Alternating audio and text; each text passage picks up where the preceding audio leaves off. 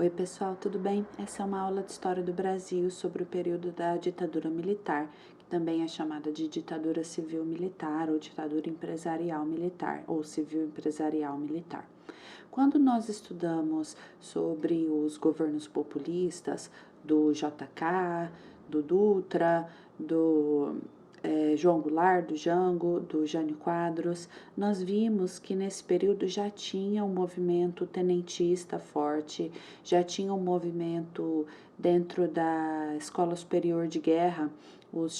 que pregava que deveria haver um golpe, que deveria se romper com a democracia. Já se vinha tendo esse discurso cada vez mais forte com a desculpa de combater os comunistas. E aí, quando o Jango fez um discurso e anunciou reformas e estatização de empresas e a intenção de fazer várias reformas em um contexto em que já tinha uma pressão para que ele renunciasse, para que ele não cumprisse com o que ele vinha propondo. Quando ele fez esse discurso, os militares foram, então, a partir do dia 1º de abril e deram um golpe, 1º de abril de 1964, se estabeleceram, deram um golpe, romperam com a democracia, com a Constituição vigente e instalaram um governo ditatorial. A partir do momento, então, que esse modelo populista, que foi o modelo adotado pelo Dutra, JK, Jânio Quadros e Jango, já não atendia mais as demandas daquela sociedade, já começou a haver apoio para que os militares instaurassem esse governo. A desculpa é que eles ficariam no governo durante apenas para o tempo necessário para combater a ameaça comunista, mas na verdade eles ficaram 21 anos no poder e essa ameaça comunista não se concretizou da maneira que foi prevista. Todos os movimentos de guerrilha, a gente vai ver mais para frente, de guerrilha, de luta armada que teve contra os militares foram todos derrotados com facilidade pelos militares. Então a ameaça comunista nunca realmente nunca realmente teve essa ameaça comunista que eles quiseram fazer parecer. O primeiro militar indicado para assumir o cargo de presidente do Brasil foi o Humberto de Alencar Castelo Branco, que governou o Brasil entre 64 e 67, e no dia 9 de abril, já do mesmo ano de 64, ele decretou o AI-1, o Ato Institucional número 1. Esse AI-1 dizia que o Executivo Federal, por 6 meses, teria o poder de cassar mandatos, de suspender direitos políticos, sem haver apelação judicial, podia mudar a Constituição, podia decretar estado de sítio, suspender a estabilidade dos funcionários públicos, enfim. O AI-5, como se fosse um decreto, esse ato institucional, ele decreta, então, a escolha de um novo presidente por eleições indiretas, um colégio eleitoral formado por militares que iria escolher o próprio Congresso, e esse presidente deveria governar até janeiro de 66, depois esse mandato foi prorrogado até 67. O Castelo Branco procurou dar um ar de uma certa normalidade para o governo dele, então o Congresso e o Judiciário continuaram funcionando por um certo tempo, com alguma autonomia, houve alguma liberdade de imprensa, não houve a princípio alteração no calendário eleitoral nem nos partidos. Ele teve apoio dos Estados Unidos, recebeu bastante capital externo, então isso ajudou para que tivesse um favorecimento da economia no período, mas também foi um período, já no começo se acentuou a repressão policial, principalmente contra os estudantes da União Nacional dos Estudantes. A partir do momento que o Castelo Branco assumiu, em 60 dias, mais de 300 pessoas foram caçadas ou tiveram os seus direitos políticos suspensos. Então, como é o caso dos 2 últimos presidentes do Brasil, o Jânio Quadros e o Jango, que também perderam seus direitos. Na gestão do Castelo Branco foi criado o SNI, o Sistema Nacional de Informações, que era um sistema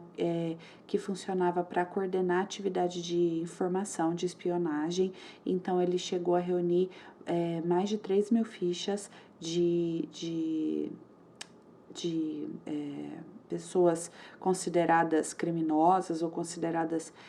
que podiam oferecer algum risco. Então, eles inspecionavam liderança política, estudante, liderança religiosa, jornalistas, e o SNI só foi ser extinto em 1990. O governo do Castelo Branco estabeleceu o Plano de Ação Econômica do Governo, o PAEG. Esse era um plano que estabeleceu uma política de recessão, então ele diminuiu o gasto público, aumentou imposto, aumentou tarifa, e isso fez com que até recentes aliados dele, como Carlos Lacerda, que apoiou o golpe militar, se voltassem contra ele. Também foi no governo do Castelo Branco que foi criado o Fundo de Garantia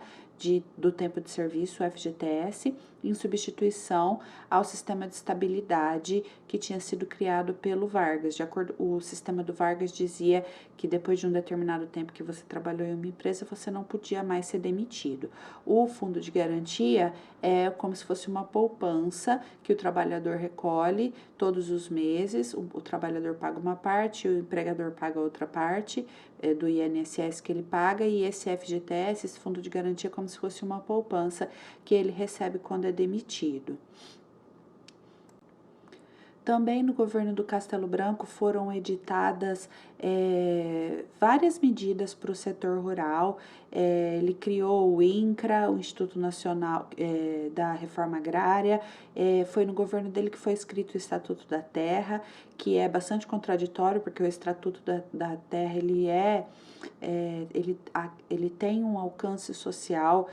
bastante grande, porque ele considera a terra como uma função social, a propriedade rural como tendo uma função social, ou seja, ele entende que a terra do Brasil ela tem que ser usada para a produção de alimentos, para oferecer emprego, para fixar o homem à terra, mas ao mesmo tempo em que ele fez essas políticas, toda a política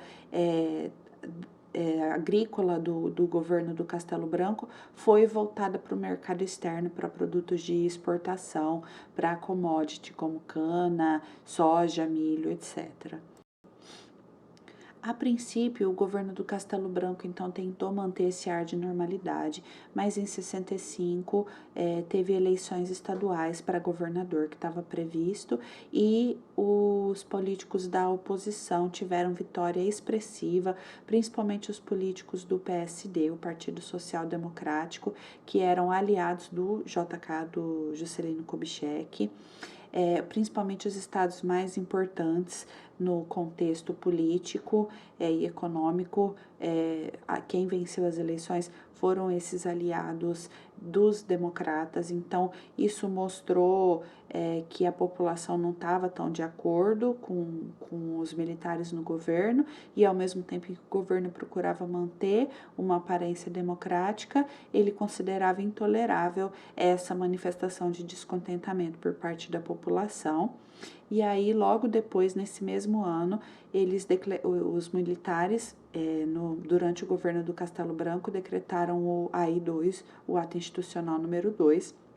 Ele fortaleceu o executivo no sentido de caçar mandatos, de eleição indireta para presidente, e ele criou o bipartidarismo. A partir daí, todos os partidos políticos foram cassados e só ficaram existindo 2 partidos: a Aliança Renovadora Nacional, também chamado de Arena, que era o partido da situação, o partido do regime militar, dos militares, e o Movimento Democrático Brasileiro, o MDB, que era o partido da oposição, mas é uma oposição consentida, ou seja, a oposição que foi permitida. Eles só podiam se opor naquilo que os militares que permitiam, né? O Arena, depois, o herdeiro do Arena hoje é o Democrata, o partido, o DEM, o Democrata, e o herdeiro do MDB é o PMDB. Depois do AI-2 veio o AI-3, que implantou eleição indireta também para governador, para prefeito de capital e de cidades que eram consideradas estratégicas para a segurança nacional, então cidade de fronteira, coisa assim. Alguns cargos passaram a ser indicados pelo presidente e os prefeitos eram indicados pelos governadores, que na sua maioria eram indicados pelo presidente também. A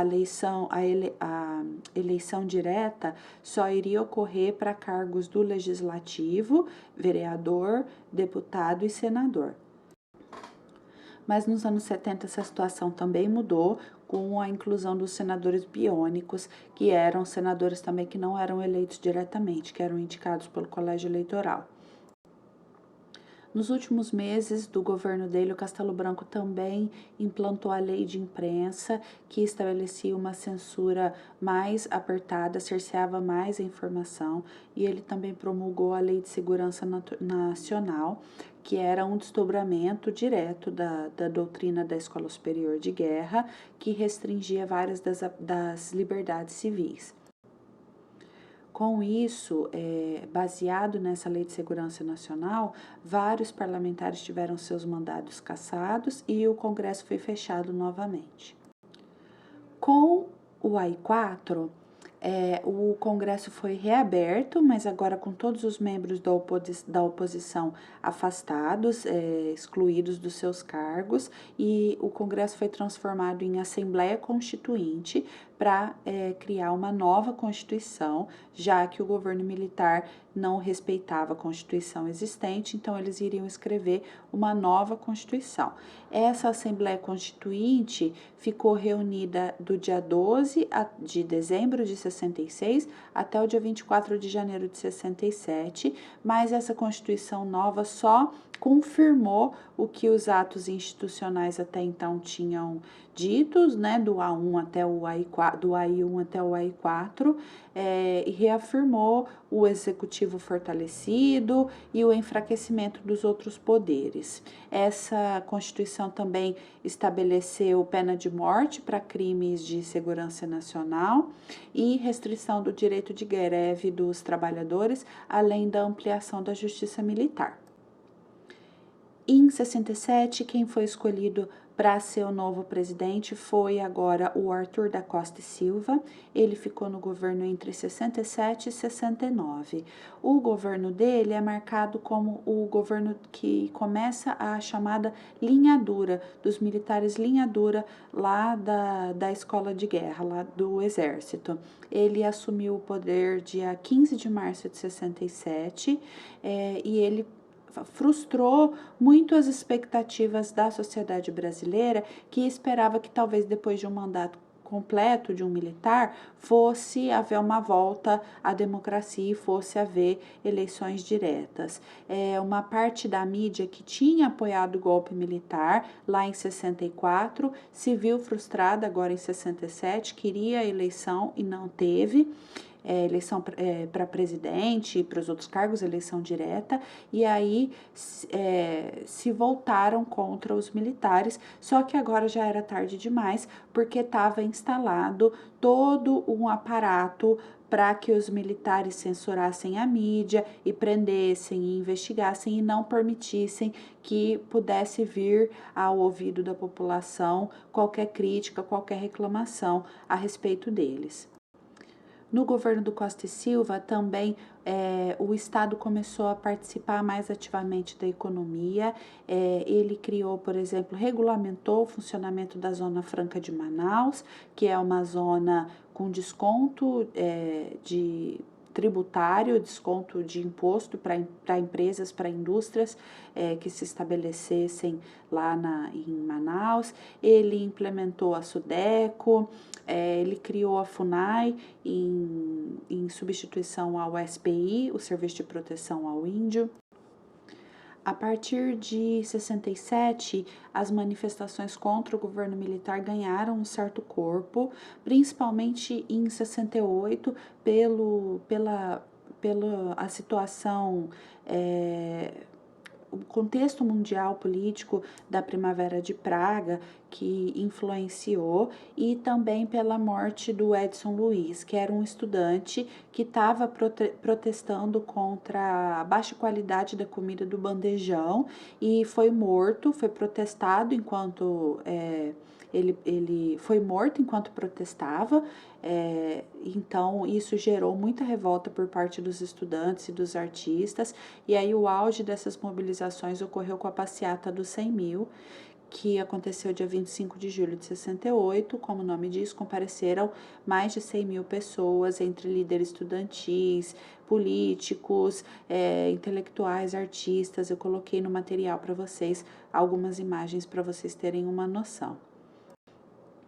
Nesse mesmo período, o setor sindical dos trabalhadores das fábricas também tentava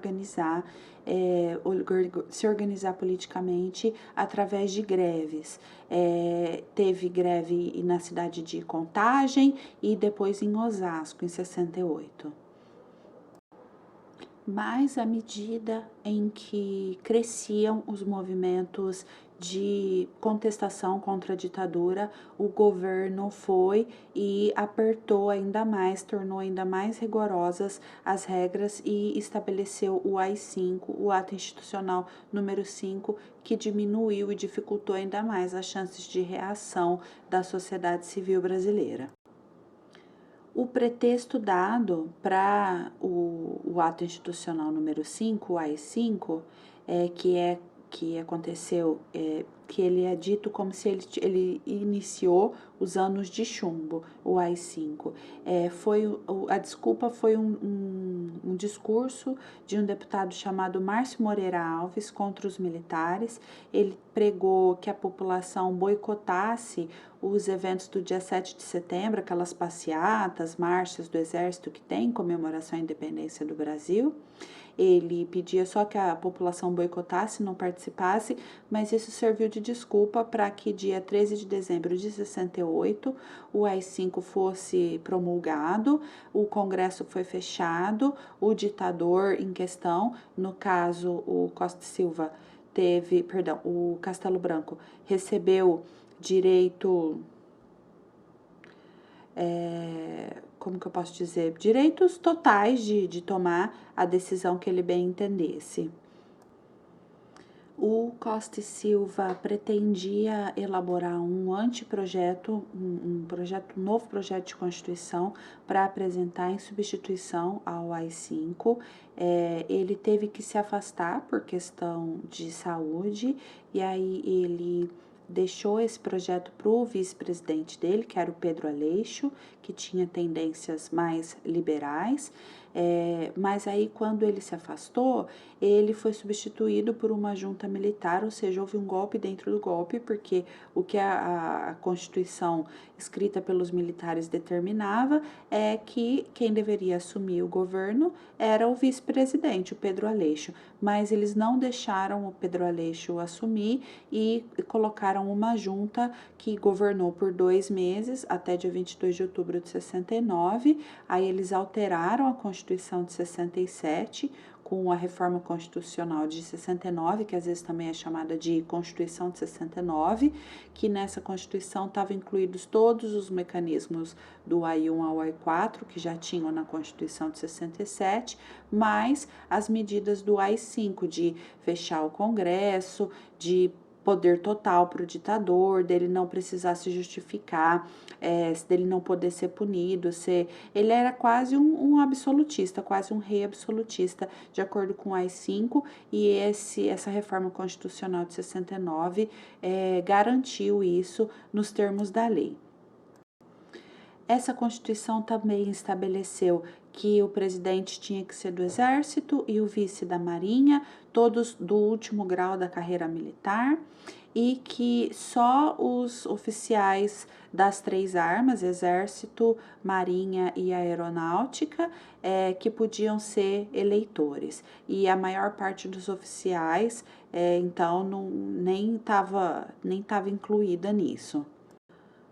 O próximo militar escolhido para governar o Brasil pela junta militar foi o Emílio Médici, o Emílio Garrastazu Médici, e o Augusto Rademacher como vice.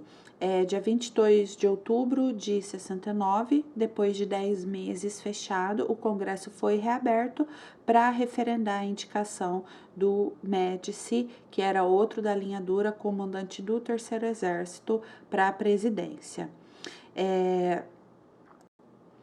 O governo do Médici foi um governo onde a repressão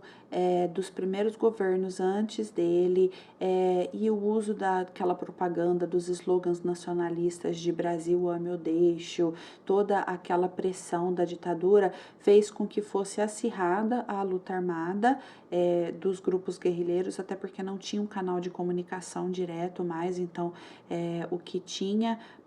ou era nem os protestos na rua eram aceitos mais, então meio que foi para onde foram empurrados, né? O pessoal que estava se propondo a lutar contra o regime militar. A luta armada, ela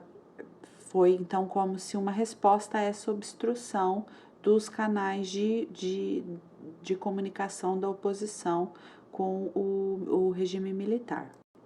Surgiram alguns grupos guerrilheiros como a Aliança Nacional Libertadora, a ALN, que era liderada pelo Carlos Marighella, o Movimento Revolucionário Nacionalista, o MRN, na guerrilha rural, a guerrilha do Araguaia, que foi liderada pelo PCdoB, a VPR, que era liderada pelo Lamarca, como eu falei mais no começo, todos esses regimes,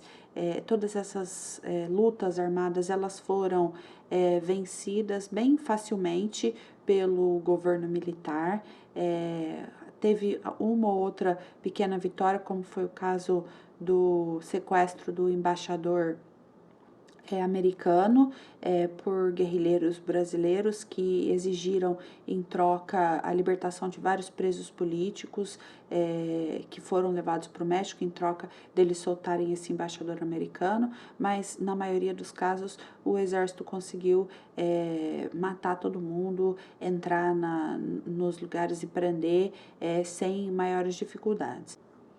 Esse período de governo do Médici é conhecido também como o período em que teve o milagre econômico, milagre entre aspas, porque na realidade ocorreu uma conjuntura de fatos, foi impulsionada pelo contexto internacional, o preço do petróleo estava super barato, então isso favoreceu a industrialização, que por sua vez aumentou a renda e aumentou o número de empregos. O Brasil sempre foi muito pouco industrializado, sempre teve pouco investimento na industrialização do país, então o mercado interno vinha em expansão,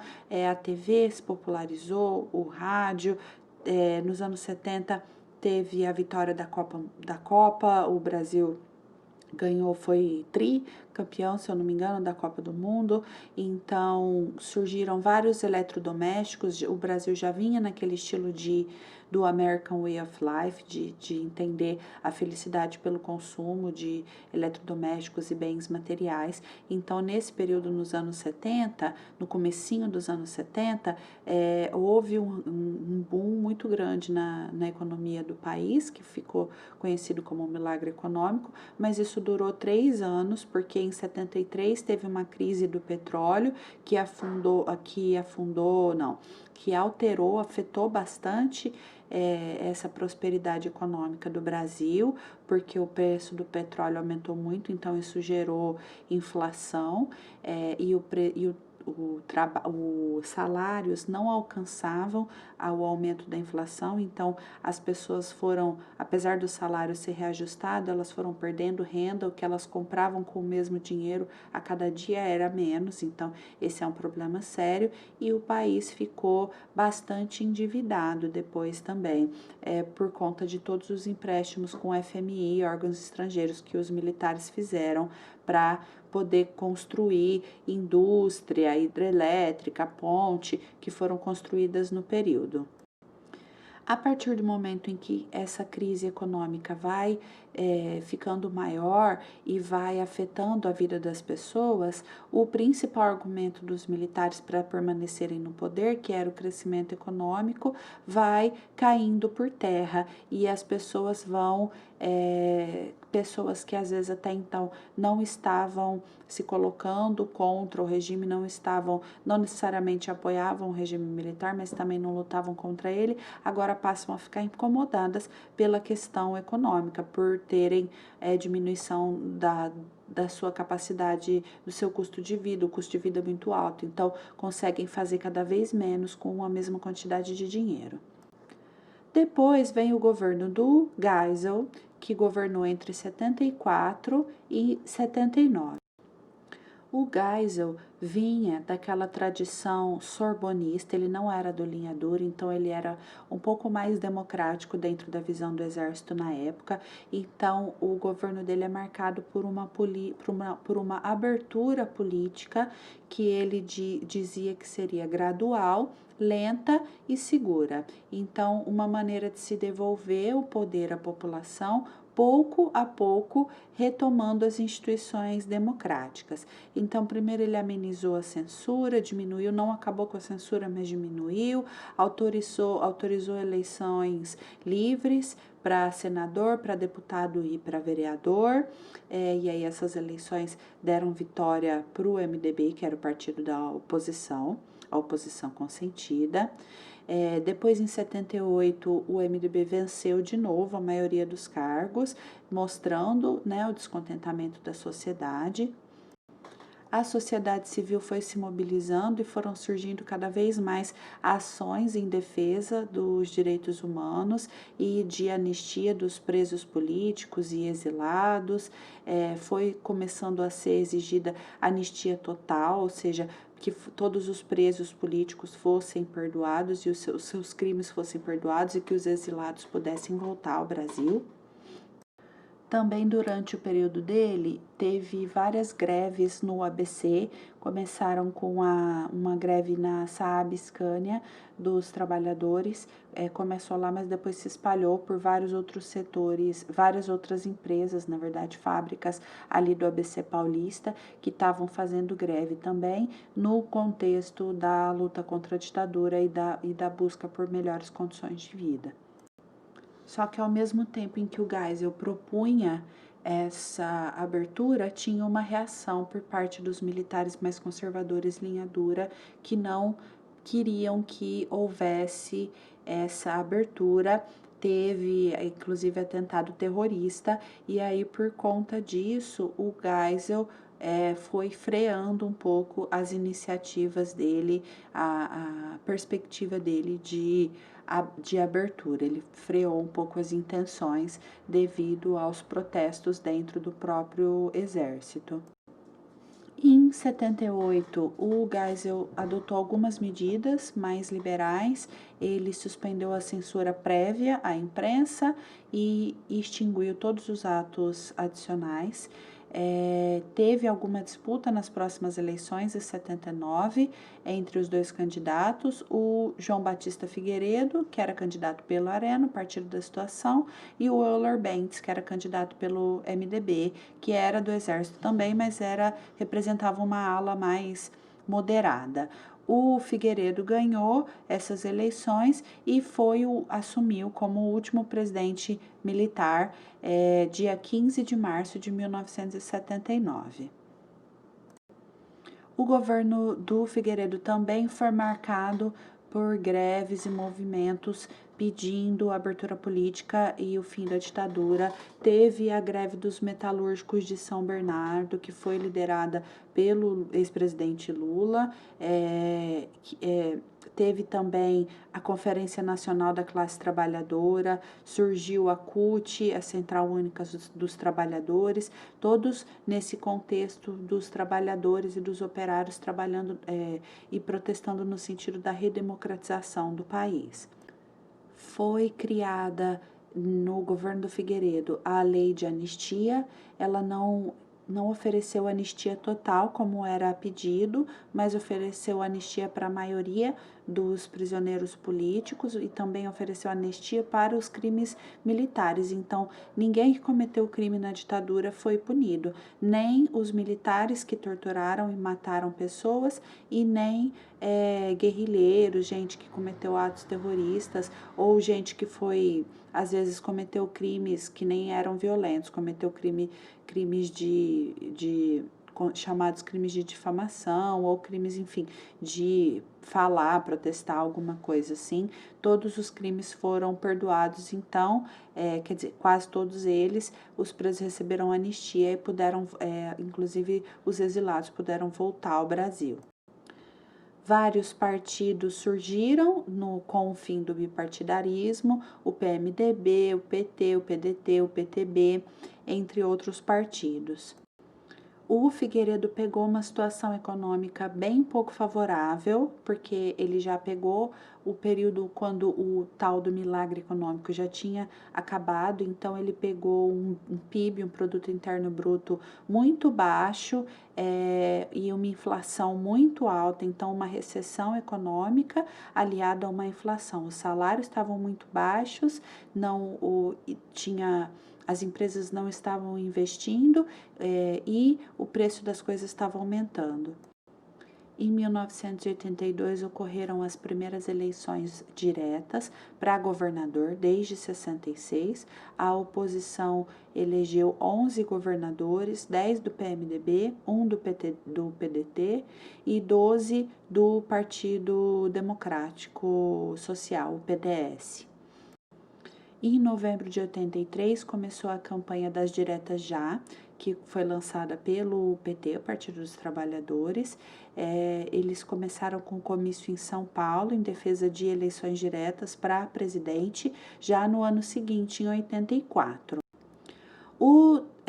Dante Oliveira, que era deputado, chegou a propor uma emenda para que houvessem eleições diretas para presidente em 84, mas essa emenda foi derrotada no Congresso, então as primeiras eleições diretas só aconteceriam em 1989 para presidente. Então, houve uma eleição indireta para escolher o sucessor do Figueiredo. A disputa foi entre o Paulo Maluf, que era do PDS, e o Tancredo Neves, que é o avô do Aécio Neves, que era da Aliança Democrática, que era uma coalizão que tinha o PMDB e alguns parlamentares do PDS que não gostavam do Maluf, não queriam que ele fosse o candidato. O Tancredo, a chapa do Tancredo foi a escolhida, mas indiretamente, vale lembrar, mas ele não chegou a poder assumir, ele teve problemas, ficou doente, foi para o hospital e logo já morreu. Então, quem assumiu foi o vice dele, que era o José Sarney, que é um político do Maranhão. Do Partido da Arena, que representava a Frente Liberal. E aí, a partir, então, do governo do Sarney, se inicia a nova república, termina o período da ditadura militar e começa um período republicano, que nós vamos ver mais adiante. Tá? Eu vou mandar o material junto com essa aula e atividades para vocês. Qualquer dúvida é só me procurar, tá bom? Tchau, tchau!